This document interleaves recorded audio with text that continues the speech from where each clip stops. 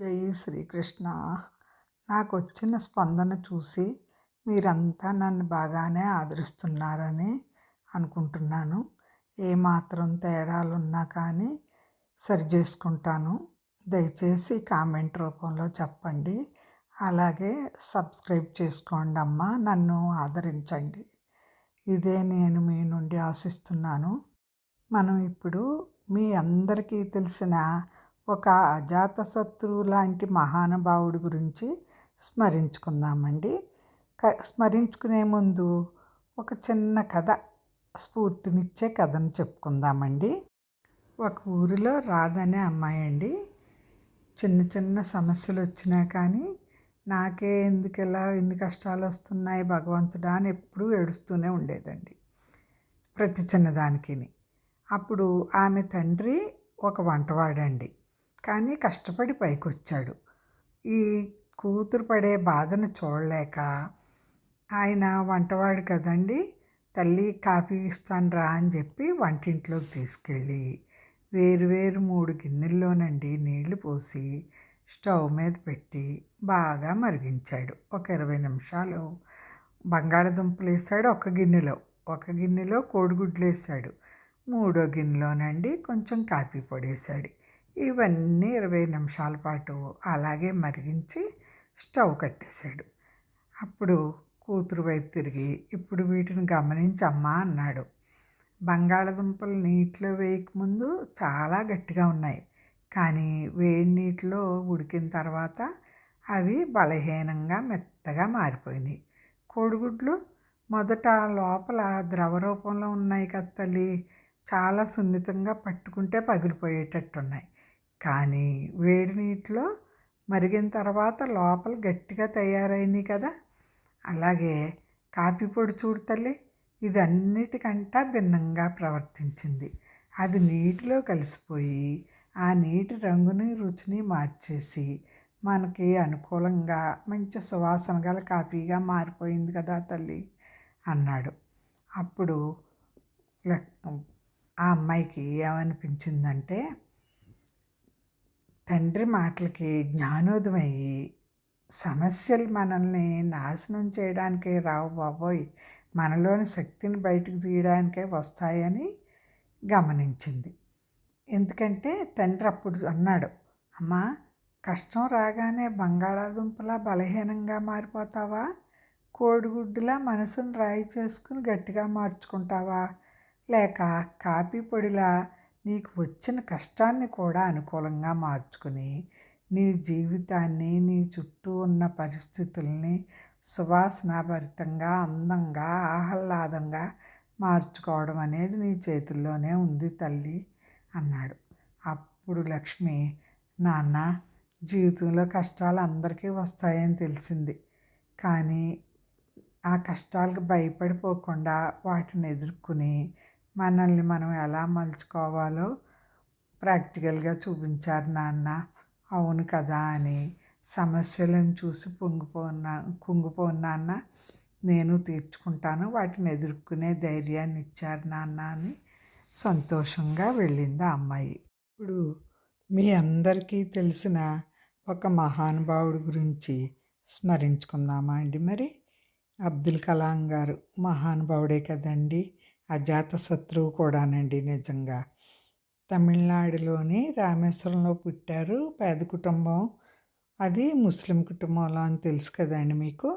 తండ్రి పడవలు నడిపేవారండి, ఎందుకంటే రామేశ్వరం చుట్టూ సముద్రమే కదండి ఉండేది. కుటుంబానికి ఆసరాగా ఉండటానికి కలాం గారు 8 ఏళ్ల వయసులోనే ఉదయం పూట వార్తాపత్రికలు, న్యూస్ పేపర్స్ అండి వేసేవారట ఇంటింటికి. కష్టే పలి అని చిన్న వయసులోనే కష్టాన్ని నమ్ముకుని చదువుపై దృష్టి పెట్టాడండి మహానుభావుడు. కలాం గారికి ఫైటర్ పైలట్ అవ్వాలని పెద్ద కల ఉండేదంట. ఎయిర్ ఫోర్స్ పరీక్ష కూడా రాశారటండి. మొత్తం 8 పోస్టులు ఉంటే కలాం గారికి 9వ ర్యాంక్ వచ్చింది.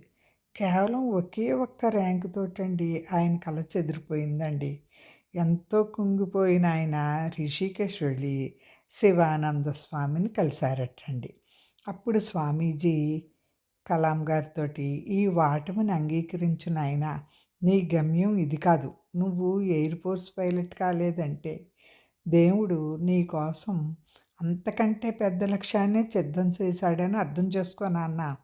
ఆ తర్వాతే కలాం గారు సైంటిస్ట్‌గా మారి, భారతదేశానికే గర్వకారణమైన మిస్సైల్ మ్యాన్ అయ్యారండి. నానుడేంటంటే, నల్లని మేఘాల వెనుక వెండంచు ఉంటుందటండి. ఒక తలుపు మూసుకుంటే దేవుడు మరో పెద్ద తలుపు తెరుస్తాడంట. అంతే కదండి మరి. రాష్ట్రపతి భవన్‌లోనూ అజాతశత్రువుగా మెలిగారాయన. భారతదేశ ప్రథమ పౌరుడిగా రాష్ట్రపతిగా ఎన్నికైనప్పుడు ఆయన 2 సూట్ కేసులతోటండి రాష్ట్రపతి భవన్‌లోకి అడుగుపెట్టారటండి. అందులో కేవలం కొన్ని బట్టలు, ఆయనకిష్టమైన పుస్తకాలు, వీణ అంతే ఉన్నాయటండి. 5 ఏళ్ల పదవీ కాలం ముగిసిన తర్వాత అదే 2 సూట్ కేసులతోటి తిరిగి వెళ్ళిపోయారటండి ఆయన. మహానుభావుడు. ఒకసారి కలాం గారు రాష్ట్రపతిగా ఉన్నప్పుడే ఆయన బంధువులు 50 మంది దాకా ఢిల్లీలోని రాష్ట్రపతి భవన్‌కి వచ్చారటండి. వారు అక్కడ కొన్ని రోజులు ఉన్నారు. కలాం గారు దేశాధినేత కాబట్టి వారికి ప్రభుత్వ ఖర్చుతో ఆతిథ్యం ఇవ్వడం చాలా సులువండి ఆయనకి. కానీ ఆయన అలా చేయలేదండి.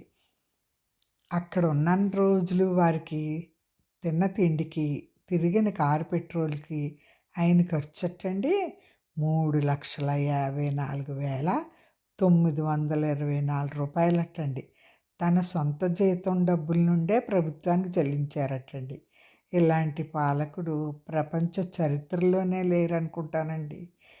చివరి శ్వాస వరకు విద్యార్థుల కోసం, దేశం కోసమే పోరాడారండి ఆయన. కలాం గారికి పిల్లలన్నా, విద్యార్థులన్నా ప్రాణమండి. 2015 జూలై 27న షిల్లాంగ్‌లోని ఐఐఎంలో విద్యార్థులకు ఉపన్యాసం ఇస్తూనే ఆయన కన్నుమూశారండి. మరణించే చివరి శ్వాస వరకు కూడా ఆయన దేశ భవిష్యత్తు కోసమే పనిచేశారండి మహానుభావుడు. అంటే దీన్ని బట్టి ఆయన కూడా బంగాళదుంపలాగా కష్టానికి మెత్తపడిపోలేదండి. కోడిగుడ్డులాగా కఠినంగానూ మారిపోలేదు. కానీ కలాం గారు కాఫీ పొడిలాగా తన జీవితంలోకి వచ్చిన పేదరికాన్ని, ఓటమిని అనుకూలంగా మార్చుకుని భారతదేశ భవిష్యత్తుకే ఒక గొప్ప సువాసన భరితమైన విజయాన్ని పంచారండి మహానుభావుడు. ఇలాంటి వాళ్ళే అండి చిరస్మరణీయులు మరి. కదా అండి మరి. మరో కథ చెప్పుకుందామా అండి. ఒక విజయాన్ని సాధించిన ఒక అబ్బాయి, శ్రీకాంత్ అనే అబ్బాయి గురించి. మర్చిపోయానండి. నా అదృష్టం ఏంటంటే 2012లో రామేశ్వరం వెళ్ళినప్పుడు అబ్దుల్ కలాం గారి ఇంటికెళ్ళానండి. ఒంటి స్తంభం మేడలాగా చిన్న మేడ 3 అంతస్తులు ఉంటుందండి. రెండో అంతస్తులో కలాం గారు మ్యూజియం ఉండేది. పుస్తకాలు అన్నీని తెలుసు కదండి, సముద్ర తీర ప్రాంతం కదా. అందుమూలంగాను ఆ గవ్వలు వాటిలతో చేసిన బొమ్మలు అవన్నీ ఆ మ్యూజియంలో ఉంటాయి. ఆయన రాసిన అద్భుతమైన పుస్తకాలు కూడా ఉంటాయండి. ఆయన తల్లిగారును ఆయన అన్నగారు పైన ఉన్నారండి. వాళ్ళని దర్శించుకున్నాను. అబ్దుల్ కలాం గారు నా దురదృష్టం ముందు రోజే వెళ్ళిపోయారటండి. కానీ ఆ జ్ఞాపకాన్ని మట్టికి నేను ఇప్పటికీ మర్చిపోలేనండి. శ్రీకాంత్ బల్లా గురించి చెప్పుకుందాం అనుకున్నాం కదండి. ఈయన నిజంగా చీకటిని చీల్చిన సూర్యకిరణమే అండి. పుట్టుకతోటే అంధుడు. పేద కుటుంబం. ఆంధ్రప్రదేశ్లోని ఒక చిన్న ఊళ్ళో పుట్టాడండి. పుట్టుకతోటే చూపు లేకుండా పుట్టినందుకు చుట్టుపక్కల వాళ్ళు ఉచిత సలహాలు అయితే బాగానే ఇస్తారు కదండి. ఎందుకంటే ఖర్చు లేని పని అందుకని. నిజంగా చెప్పాలంటే మానసిక వైకల్యం ఉన్నవాళ్ళు అలాంటి సలహాలు ఇస్తారండి. చంపేయండి, అనాథ శరణాలయాన్ని వేసేయండి, వీడి వల్ల మీకేం ఉపయోగం అని సలహా ఇచ్చేవారట. కానీ ఆ పేద తల్లిదండ్రులు ప్రాణంగా పెంచుకుని వాళ్ళలో తెలివితేటలు గుర్తించి 5 కిలోమీటర్ల దూరంలో ఉన్న స్కూల్కి తండ్రి నడిపించుకుని, అంటే సైకిల్ కూడా లేదండి, తీసుకుని వెళ్ళేవాడట. అప్పుడు 10th క్లాస్లో అండి 90% పైగానే మార్కులు వచ్చినాయటండి. ఇంకా తెలివైనోడు కదా, సైన్స్ చదవాలనుకున్నాడు. కానీ మన చట్టం ప్రకారం అందులకు సైన్స్ చదివే అవకాశం లేదు కదండి. అప్పుడు బోర్డుపై కోర్టులో న్యాయ పోరాటం చేసి 6 నెలల పోరాటం తర్వాత కోర్టు శ్రీకాంత్కి అనుకూలంగా తీర్పిచ్చింది. అప్పుడు ఇంటర్మీడియట్లో 98% పైగానే మార్కులు సాధించాడండి. తనలాంటి అంధ విద్యార్థులకు సైన్స్ చదివేలాగా చట్టాన్ని కూడా తెచ్చాడు. చూడండి మరి, తనకే కాకుండా ఎంతమందికి ఉపయోగపడిందో. అప్పుడు దేశంలోనే ప్రతిష్టాత్మక ఐఐటీలో చదవాలని అనుకున్నాడు పాపం. కానీ అందుడనే కారణంతో కోచింగ్ ఇన్స్టిట్యూట్లు సీట్ ఇవ్వనన్నాయి. దానికి ఆయన బాధపడలేదు.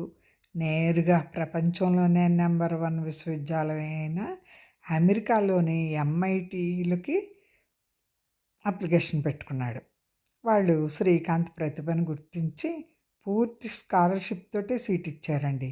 అలా ఎంఐటీలో చదివిన మొదటి అంతర్జాతీయ అంధ విద్యార్థిగా శ్రీకాంత్ రికార్డు కూడా సృష్టించాడండి. అప్పుడు చదువు పూర్తయ్యాక అక్కడే స్థిరపడిపోవచ్చు కానండి. తనలాంటి వికలాంగులకు సాయం చేయాలని ఇండియాకి తిరిగి వచ్చి హైదరాబాద్లో బల్లాంటి ఇండస్ట్రీస్ అనే కంపెనీని పెట్టి పర్యావరణానికి మేలు చేసే ప్యాకేజింగ్ ఉత్పత్తులను ఈ కంపెనీ తయారు చేస్తుందన్నమాట అండి. విశేషం ఏంటంటే అండి, ఈ కంపెనీలో పనిచేసే వారిలో 70% కంటే కూడా ఎక్కువ మంది వికలాంగులు, అంధులు, సమాజం చేత తిరస్కరింపబడిన వారేనటండి. రతన్ టాటా లాంటి గొప్ప పారిశ్రామికవేత్త కూడా శ్రీకాంత్ ఆశయానికి ముగ్ధుడై ఈ కంపెనీలో పెట్టుబడి పెట్టారటండి. ఎంత శహబాష్ అనిపించుకున్నాడండి, ఎంత సంతోషం అండి. ఇలాంటి బిడ్డ ఉంటే ఆ తల్లిదండ్రులు కూడా అండి ఇంకా ఎంత గొప్పవాళ్ళండి. ఈ అబ్బాయిని వద్దన్న వాళ్ళే ఈ అబ్బాయిని పని అడిగే స్థితికి తీసుకొచ్చుకున్నాడండి. చూడండి మరి, అంగవైకల్యం కన్నా మానసిక వైకల్యం ఎంత చండాలం అని చెప్పాను. నేను అందుకే అంటానండి, ఎప్పుడూ కూడా మనం మనసు మంచిగా ఉంచుకోవాలి. ఏ వైకల్యం ఉన్నా మనలో పర్వాలేదు, కానీ మానసిక వైకల్యం ఉందా అండి, దానివల్ల ఎందరో బాధపడతారండి. అందుకనే మానసిక వైకల్యం మన చేతులతో తీసేయచ్చు. అంగవైకల్యానికి చికిత్స లేదేమో కానీ మానసిక వైకల్యానికి మన చేతుల్లోనే ఉందండోయ్.